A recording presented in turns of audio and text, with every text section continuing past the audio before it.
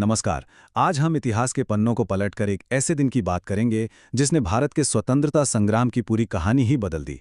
जी हां, हम बात कर रहे हैं जलियांवाला बाग हत्याकांड की। सोचिए जरा, सिर्फ 10 मिनट, और इन 10 मिनटों में निहत्थे लोगों की भीड़ पर 1650 गोलियां बरसा दी गईं। ये सिर्फ एक नंबर नहीं है, ये उस दिन हुई बर्बरता का सबूत है। तो चलिए वक्त में थोड़ा पीछे चलते हैं और ये समझने की कोशिश करते हैं कि आखिर ऐसा क्या हुआ था जो इतनी बड़ी त्रासदी की वजह बना। देखिए, इस नरसंहार की कहानी की जड़ें ब्रिटिश सरकार की उन दमनकारी नीतियों में हैं जो भारतीयों को दबाने के लिए बनाई गई थीं। और इसकी शुरुआत हुई एक बहुत ही क्रूर कानून से। ये था रॉलेट एक्ट, जो मार्च 1919 में लाया गया। इसे काला कानून क्यों कहा गया? क्योंकि ये कानून ब्रिटिश सरकार को बेहिसाब ताकत देता था। वो किसी भी भारतीय को सिर्फ शक के आधार पर बिना कोई मुकदमा चलाए सीधे 2 साल के लिए जेल में डाल सकते थे। और इसके आते ही हालात बहुत तेजी से बिगड़ने लगे। फरवरी 1919 में एक्ट आया तो 6 अप्रैल को महात्मा गांधी ने इसके खिलाफ रॉलेट सत्याग्रह शुरू कर दिया। ठीक 4 दिन बाद 10 अप्रैल को पंजाब के 2 बहुत लोकप्रिय नेता डॉक्टर सैफुद्दीन किचलू और डॉक्टर सत्यपाल को गिरफ्तार कर लिया गया। और इसके जवाब में 13 अप्रैल आते आते पूरे पंजाब में मार्शल लॉ लगा दिया गया। मतलब अब सब कुछ सेना के कंट्रोल में था और किसी भी तरह की पब्लिक मीटिंग पर पूरी तरह से पाबंदी थी। और अब हम पहुंचते हैं इतिहास के उस सबसे दुर्भाग्यपूर्ण दिन पर, 13 अप्रैल 1919। वो दिन बैसाखी का था, त्योहार का दिन। अमृतसर के जलियांवाला बाग में हजारों लोग इकट्ठा हुए थे, रॉलेट एक्ट और अपने नेताओं की गिरफ्तारी के खिलाफ एक शांतिपूर्ण विरोध करने के लिए। अब ये जो बाग था ना, ये चारों तरफ से ऊंची ऊंची दीवारों से घिरा था और अंदर आने जाने के लिए सिर्फ एक बहुत ही तंग रास्ता था। अंदाजा लगाइए, उस बाग में उस दिन करीब 15,000 पुरुष, महिलाएं और बच्चे मौजूद थे। उनमें से कई तो सिर्फ बैसाखी का मेला घूमने आए थे।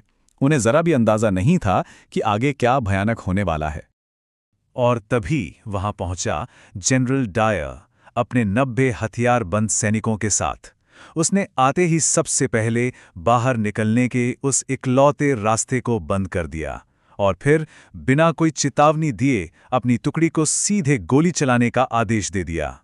अगले 10 मिनट तक लगातार गोलियों की बौछार होती रही। एक के बाद एक कुल 1650 राउंड गोलियां दागी गईं। फायरिंग तब जाके रुकी जब सैनिकों के पास गोलियां ही खत्म हो गईं। जनरल डायर कितना क्रूर था, ये उसके अपने शब्दों से पता चलता है। उसने खुद स्वीकार किया, मैंने अपनी टुकड़ियों को भीड़ के सबसे घने हिस्से पर गोली चलाने का आदेश दिया था।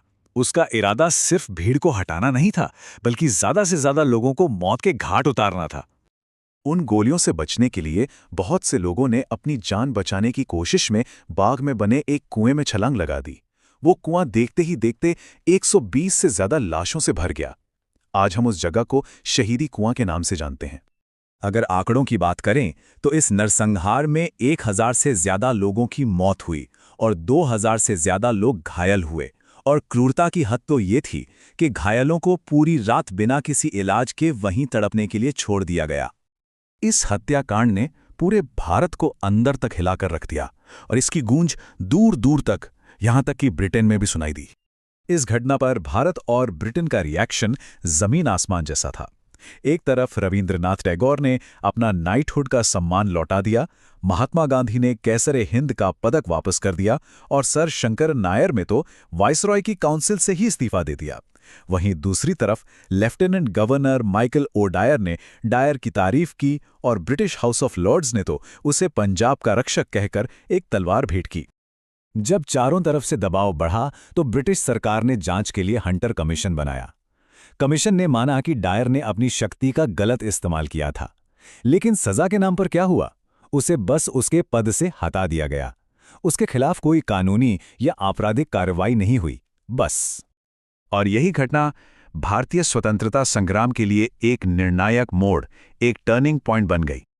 इस नरसंहार का एक चश्मदीद था उधम सिंह।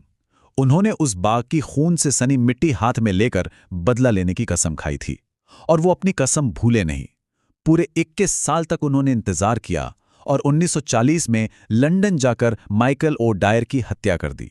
ये वही शख्स था जिसने डायर की कार्रवाई को सही ठहराया था। इस हत्याकांड ने ब्रिटिश न्याय पर रहे सहे भरोसे को भी हमेशा के लिए खत्म कर दिया। अब ये साफ हो गया था कि आज़ादी का आंदोलन सिर्फ कुछ सुधारों की मांग तक नहीं रह सकता था। अब ये पूर्ण स्वतंत्रता के लिए एक राष्ट्रव्यापी संघर्ष बन चुका था। ये एक ऐसा जख्म था जिसने पूरे देश को एक कर दिया।